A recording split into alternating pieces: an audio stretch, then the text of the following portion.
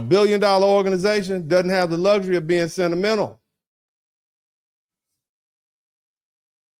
Because see, eventually the bill comes due. And when the bill comes due, talent alone doesn't pay it. And today, that kind of leadership, let me tell you something, man.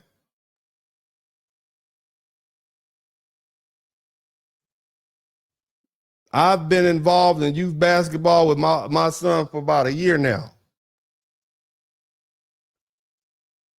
It's no longer a childhood activity.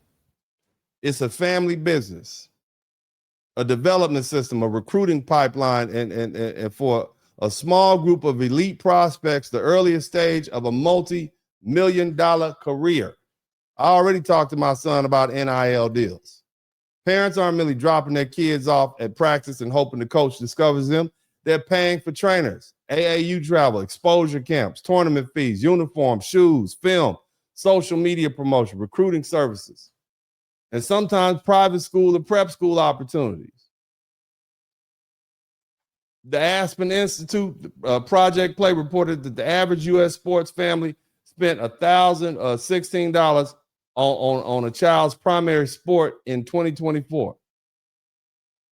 That's a 46% increase since 2019. That means youth sports isn't some innocent side activity anymore. It's an industry.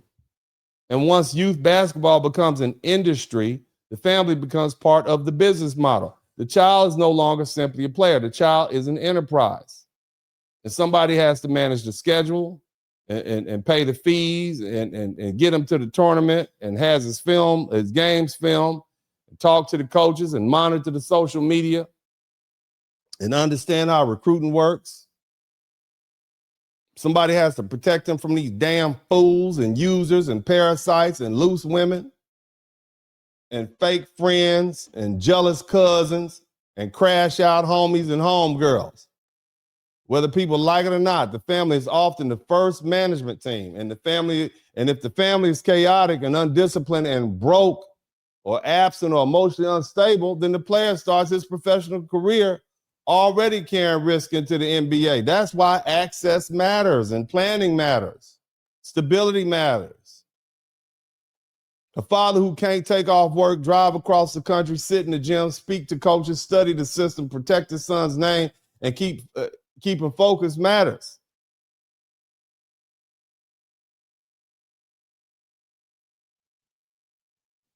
You see?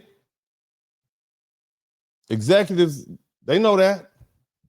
They may not say it publicly because it sounds too judgmental, but they absolutely factor it into the investment decision. And that's also why people need to go back and reconsider LeVar Ball. Y'all remember we laughed at him when his little shoe game? They mocked him. Now y'all talking about him because he just got a divorce. They called him arrogant and loud and controlling and delusional and ridiculous. You remember that? But let's strip all that away. Let's strip all the theatrical away and ask the serious question. What did that man actually understand before everybody else admitted it? He understood that modern basketball had become a business, branding, leverage, ownership, marketing, and family control. He believed in his sons before the world did. He created a development plan. He built a family brand. He tried to keep the value of his children's labor inside the family, and instead of handing it over to shoe companies and schools and coaches and agents and middlemen. Time reported years ago that LeVar Ball used Big Baller brand to challenge the old amateur model and capitalize on the value attached to his son's name before the NIL became language everybody else started using. Y'all remember that? Now, you may not like LeVar Ball personally. You may not like his personality. You may not like his methods. You may think he's too loud, too aggressive, too promotional, and just too much. That's cool, but the concept wasn't crazy. In many ways, the modern basketball economy is proving fathers like LeVar Ball saw the direction the game was headed earlier than most people were willing to admit. His execution may be debatable, but his premise was not. The premise was that if your child is going to be treated like a business asset by everybody else, then the family had better start thinking like owners and not spectators. That's foresight. And this is it's bigger than basketball. It's the same principle in my own life. Many of my black professional friends, doctors, lawyers, engineers, accountants, business owners, school teachers, executives, and other educated pros, they follow the same pattern. You see, did you hear what my two sons just said? I'm going to be a doctor. I'm going to be a lawyer. The other one, I'm just playing. He might go to the NBA, but other than that, he's going to go to law school too. We've talked about that. That's his fallback plan. But the bottom line is, let's talk about the engineers, the doctors, the lawyers, the accountants, and the business owners. They went to college. They went to graduate school. They got married. They built households. They raised children with structure. I'm talking to the regular folks. Somebody type regular rich, all you rich black people in there, all you snooty black people with your engineering degrees, all you snooty black lawyers. Somebody type snooty in the chat room. That's what I'm talking to now, snooty. You're the main ones. All your kids are not going to go to the NFL or NBA or play professional sports, but they can go to grad school and professional school. But what I found is that these professionals, they raise their children with structure. They made long-term decisions instead of short-term emotional decisions. And many of them are millionaires now, or they're well on their way. That isn't an accident. That's not luck. That's what happens when education, marriage, planning, discipline, faith, delayed gratification compound over time. That's the power structure. That's the real empowerment right there. That's the power of marriage. That's the power of two learned adults building in the same direction. That's the power of a household where children watch adults get up, go to work, pay bills, solve problems, invest, sacrifice, and think generationally. And that's exactly what a lot of people don't want to discuss, because it forces us to stop blaming everything on the outside world. Somebody type racism in the chat room.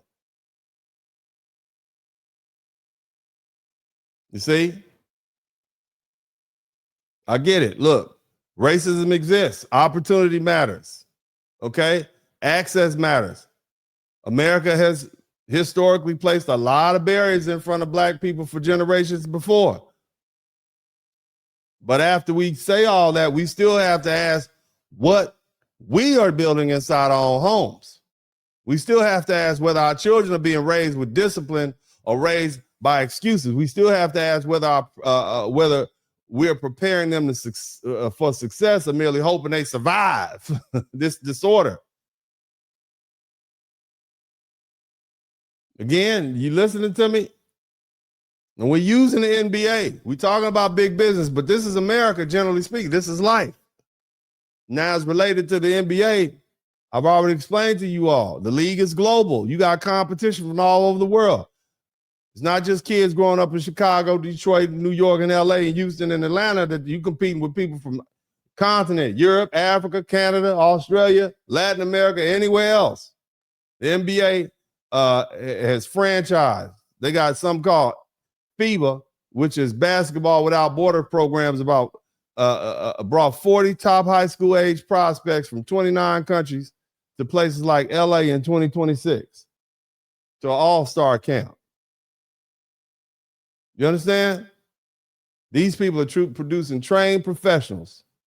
So the American child, including Black American child, can't survive on talent alone anymore. He has to be developed.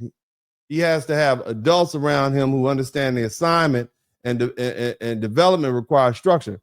That's why this fatherhood conversation belongs inside a larger question of whether NBA has black fatigue, and whether America has black fatigue.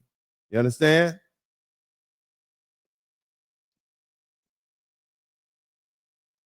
Think about that. Y'all still with me, or y'all bored?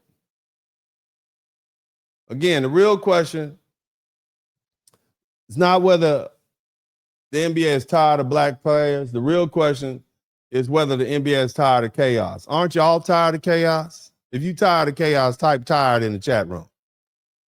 If you tired of this, you tired of being associated with degeneracy, type tired in the chat room. All my snooty black people, type tired in the chat room. You tired of that. Okay?